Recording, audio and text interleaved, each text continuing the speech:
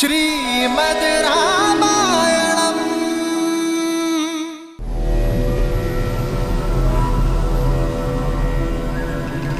और कोई आभूषण शेष है जिसे फेंककर राम को मार्ग दिखा सको? कहा था ना, तुम कहां हो ये जान भी नहीं पाएगा तुम्हारा राम। देखो इस विशाल सागर को, कैसे पार करेगा तुम्हारा राम। ना दिशा का ज्ञान होगा और ना दूरी का। लंकेश के साम्राज्य में तुम्हारा स्वागत है सीता। पत्थरों की नहीं, शुद्ध स्वर्ण से बनी है मेरी लंका। यहां चारों ओर मेरे सैनिक पहरा देते हैं। यहां सागर भी मेरे आगे नतमस्तक है। क्या लगता है यहां आ पाएगा तुम्हारा राम? मुक्त कर पाएगा तुम्हें?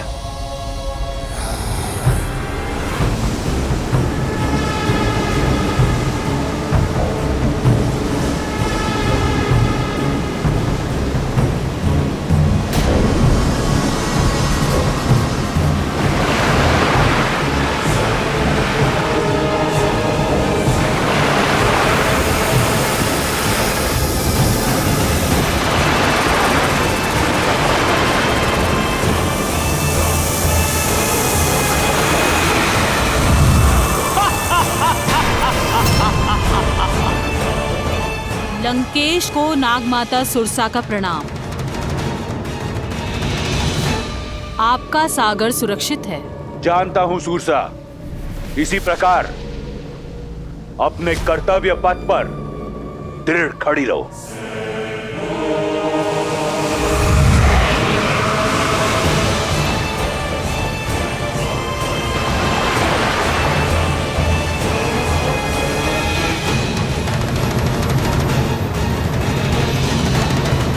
सुरसा है ये, जो आता है निगल जाती है। और जानती हो सीता, नाग जिसे निगलता है उसके अवशेष भी नहीं मिलते।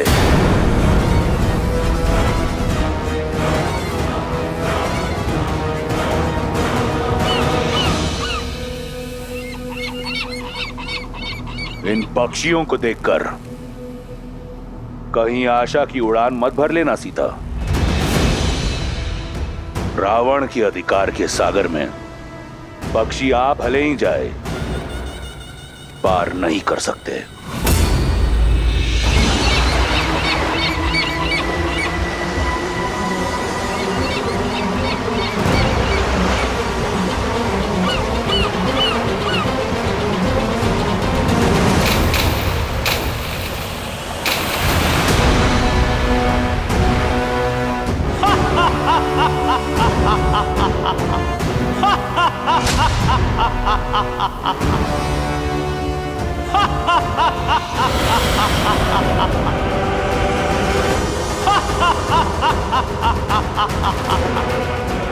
राहु की माता और आपकी दासी सिम्हिका का प्रणाम स्वीकार करे लंकेश।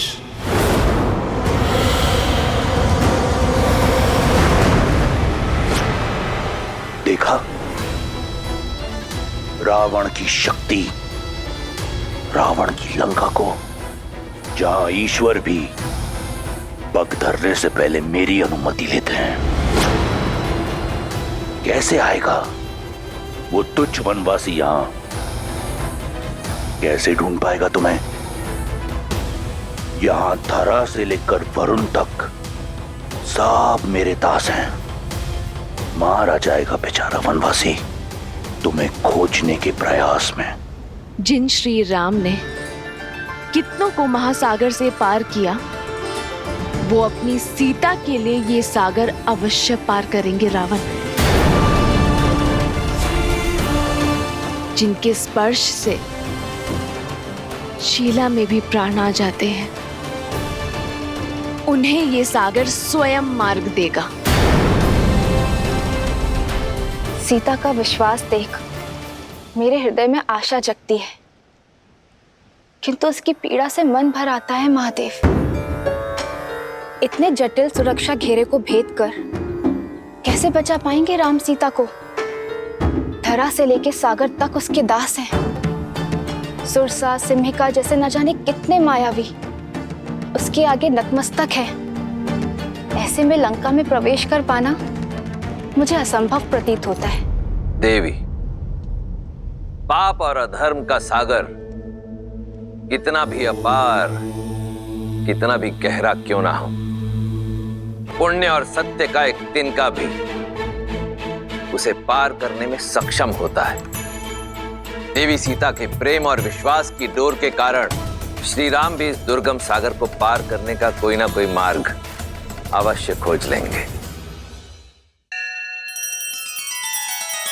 श्री रामचंद्र कृपालु भजु मन हरण भव भय दारुणम।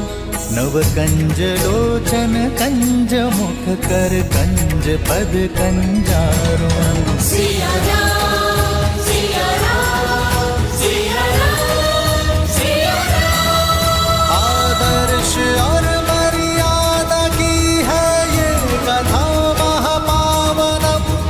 काट मद श्री से मिला दे श्रीमद् रामायणम, श्रीमद् रामायणम। सिया राम, सिया राम, सिया राम, सिया राम।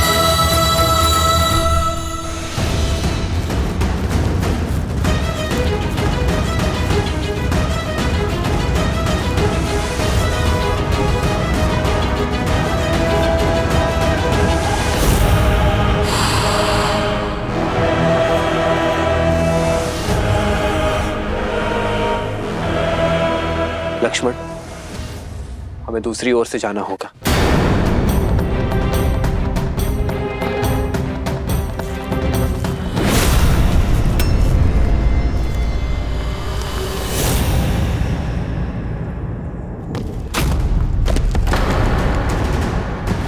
लक्ष्मण, भैया सावधान।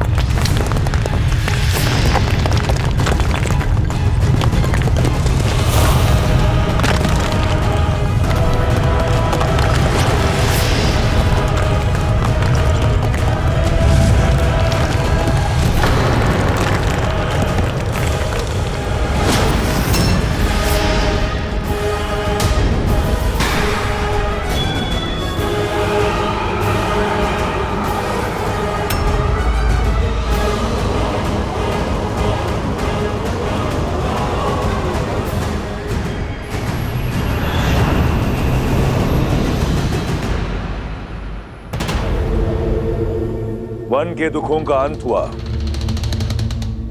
स्वर्ण लंका तुम्हें अनंत सुख और स्वागत देने को तत्पर है।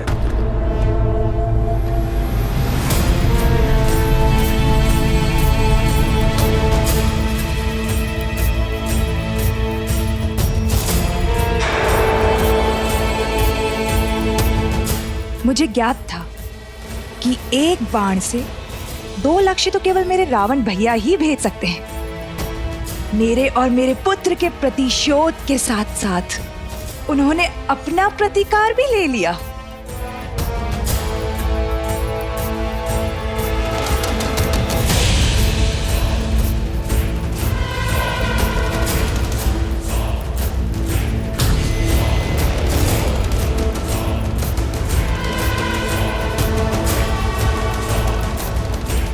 पुष्पक,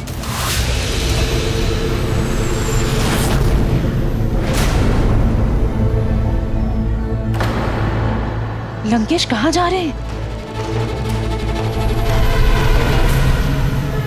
पुष्पक,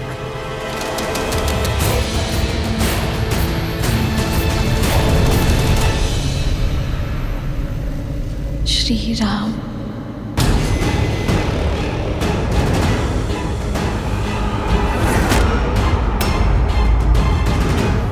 मृत्यु की मार्ग पे जा रहे हो, ना चीख रहे हो, ना भय से कांप रहे हो। कौन हो तुम जिसको मेरा भय नहीं? भय भी स्वयं जिससे भयभीत है, वो तुमसे क्यों भयभीत होगा राक्षस? ठीक से देखो, ये वही हैं जिन्होंने सहस्त्र गजों की शक्ति से युक्त तारका का वध किया, अति बलशाली विराट का संहार किया, हर और दूषण समेत 14 सहस्त्र राक्षसों को काल का भोज बना दिया। तो जो सिंह का घेट करते हैं वो भला तुम जैसे मूषक से क्यों भयभीत होंगे? मेरा अंत करना सरल नहीं। मुझे तब मारोगे जब मेरी मुट्ठी खुलेगी, और मेरी मुट्ठी खुलेगी नहीं। अब भैया इस समस्या का जड़ से ही अंत कर देते। किसने कहा कि हमें तुम्हारी मुट्ठी खोलनी है? हमें तो वो भुजा ही काट देनी है जिससे तुम्हारी मुट्ठी जुड़ी है।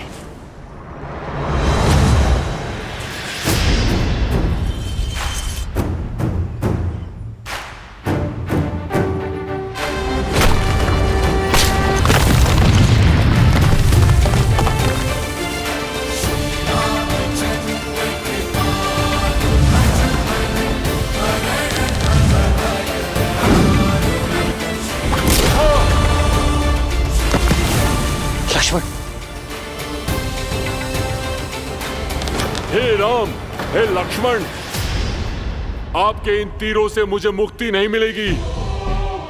मेरे मोक्ष का मार्ग केवल मेरे अग्नि संस्कार है। तभी मुझे इस नारकीय जीवन से मुक्ति मिलेगी, और तभी मैं आपको देवी सीता तक पहुंचने का मार्ग दिखा पाऊंगा। सीते भैया, माया भी है ये, अवश्य छल कर रहा है। अंत कर देते हैं इसका। रुको लक्ष्मण, ये सीता को जानता है। तुम्हें कैसे ज्ञात है कि हम सीता को खोज रहे हैं? और कैसे जानते हो कि वो कहाँ है? मेरा ये शरीर भले ही राक्षसीय हो, लेकिन मैं अंदर से गंधर्व हूँ। मेरा नाम धानु था। मैं बहुत ही शक्तिशाली था, और उसी शक्ति के मद में चूर होकर भयावह रूप लेकर ऋषि मुनियों को अलंकित करता रहा। और एक दिन अज्ञानतावश मैंने ऋषि स्थूलशिला को उत्पात दिखाया, और उन्होंने मुझे इसी रूप में रहने का श्राप दे दिया, और क्षमा मांगने पर मुक्ति का मार्ग बताया। और जब श्री राम अपने भाई लक्ष्मण के साथ माता सीता को खोजने आएंगे, तभी होगा मेरा मोक्ष। रूप चला गया, किंतु शक्ति का अहंकार नहीं गया। इंद्रदेव को युद्ध के लिए ललकारा था मैंने, और जब उनके वज्र के प्रहार से मेरा सिर मेरे पेट में घुस गया, तब से ये धानु कबंध कहलाने लगा। वर्षों से अपने मुक्तिदाता श्री राम का ही मार्ग देख रहा हूं मैं। तो अब मुझे मेरी सीता का पता बताओ। बताओ कि वो कहाँ है, किस हाल में। उसके लिए आपको मुझे इस राक्षस देह से मुक्त करना होगा। तभी अपने दिव्य दृष्टि से आपका मार्गदर्शन कर पाऊंगा। शीघ्र ही मुझे जीवित जलाकर मुक्त कीजिए श्री राम। नहीं, किसी को जीवित जलाना महापाप की श्रेणी में आता है। ये मैं नहीं करूंगा। किसी के कष्टों का अंत करना पाप नहीं पुण्य है श्री राम। अब और विलंब मत करिए, मुझे मोक्ष दीजिए, ताकि मैं आपको देवी सीता का समाचार दे सकूं।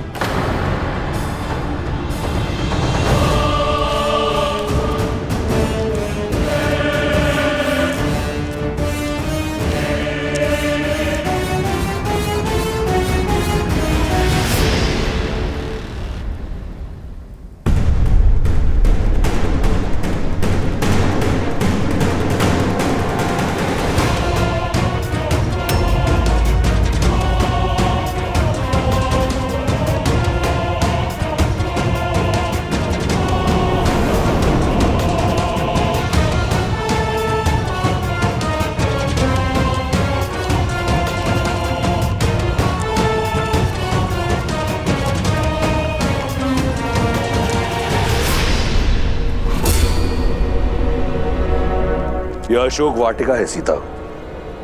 यहां देवता भी पग नहीं धरते।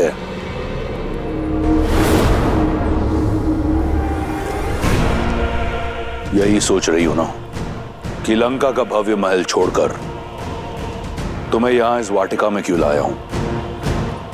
आओ, तुम्हें उत्तर दिखाता हूं। देखो, देखो अपने प्रतिबिंब को। वन के कष्टों ने तुम्हारे दिव्य रूप की क्या दशा बना दी है। वल्कल वस्त्रों में लिपटी सीता वो सीता नहीं जिसका परिपूर्ण सौंदर्य मैंने मिथिला में देखा था, जिसे ना पाने की कुंठा आज भी वो एक शत्रु है जिसे मैं परास्त नहीं कर पाया। लंका में माटी से मुरझाई सीता नहीं, स्वर्ण सी चमकती सीता जाएगी। सुंदर आभूषणों और वस्त्रों से सज सीता लंका के महारानी के रूप में मेरे साथ यहां अशोक वाटिका से जाएगी। सीता केवल श्री राम के साथ जाएगी। जब तक इस सीता के शरीर में प्राण है, तब तक उसके रोम रोम में केवल श्री राम है। तुम्हारे इन शब्दों का बुरा नहीं लगा मुझे। मैं समझता हूं वियोग की पीड़ा है, धीरे धीरे जाएगी। परंतु मेरा विश्वास करो, अशोक वाटिका का यह सौंदर्य तुम्हारा मन मोह लेगा और एक बार तुम लंका के रंग में रंग लो तो फिर ये प्राण भी मेरे और रोम रोम भी मेरा। मैं जानता हूं बहुत बड़ा निर्णय है,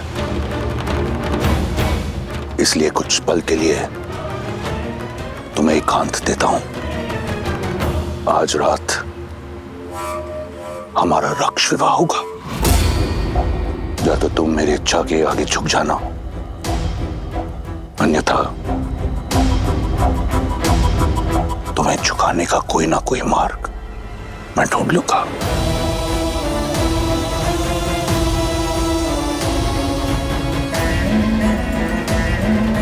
लंकेश को प्रसन्न करने का दायित्व अब तुम्हारा है। त्रिजटा से कहो शीघ्र अतिशीघ्र सीता को सज्ज करे।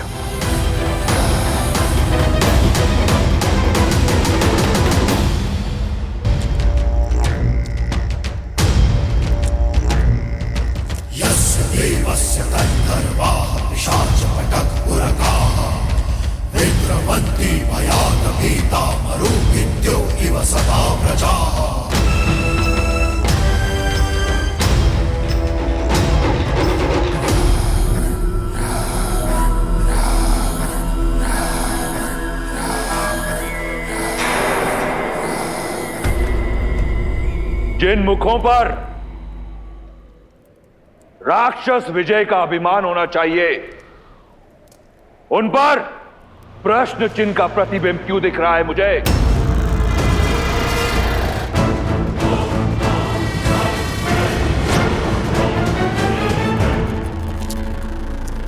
जब विजय का मूल्य विजय से बड़ा हो तो उसका तेज कम हो ही जाता है पिताश्री। किंतु यदि आपकी इच्छा वास्तविक विजय प्राप्त करने की है तो मुझे आज्ञा दीजिए। मैं राम और उसके भाई लक्ष्मण को अपने शौर्य से परास्त करके यहां आपके समक्ष बंदी बनाकर लाता हूं। आपके चरणों में गिराकर उनसे उनके प्राणों की भिक्षा मंगवाता हूं। किंतु एक शक्तिहीन एकाकी स्त्री को यूं छल से विवश करना, यह विजय नहीं है पिताश्री, कदापि नहीं।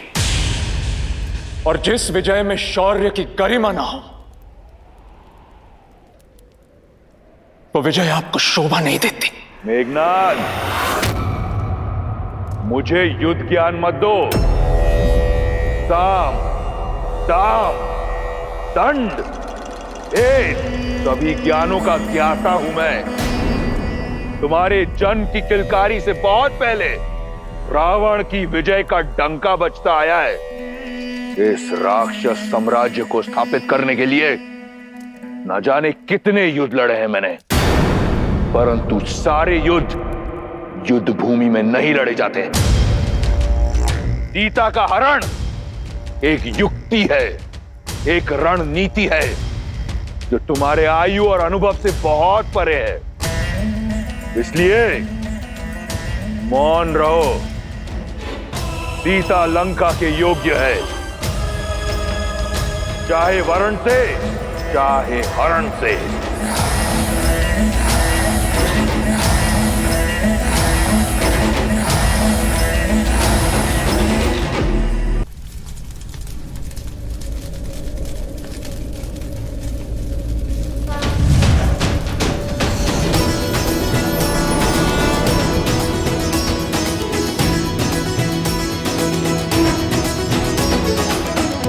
मुझे मुक्त करने के लिए धन्यवाद रघुनंदन।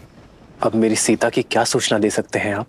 श्री राम, वो दुष्ट रावण माता सीता को दक्षिण की ओर लेके गया है और वो वहां पर लेके गया है जहां पर मेरी दिव्य दृष्टि भी नहीं पहुंच सकती। किंतु इतना अवश्य देख सकता हूं कि आप जिस मार्ग पर जाएंगे वहां पर आपको समर्थन और समर्पण दोनों ही प्राप्त होंगे। आप ऋषिमुख पर्वत पर जाइए, वहां पर आपको वानरराज सुग्रीव मिलेंगे जो आपको सीता माता तक पहुंचाने में आपकी सहायता करेंगे। और ये ऋषिमुख पर्वत जाने का मार्ग? आप पंपा सरोवर की ओर जाइए, वहां ऋषि मतंग का आश्रम आएगा। वहां महातपस्विनी शबरी वर्षों से आपकी प्रतीक्षा कर रही हैं।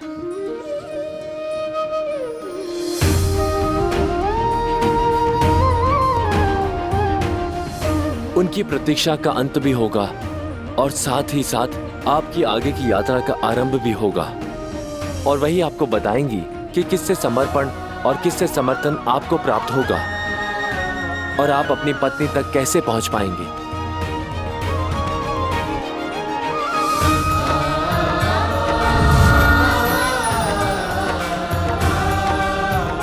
लक्ष्मण, हमें शीघ्र अतिशीघ्र माता शबरी तक पहुंचना होगा। जी भैया।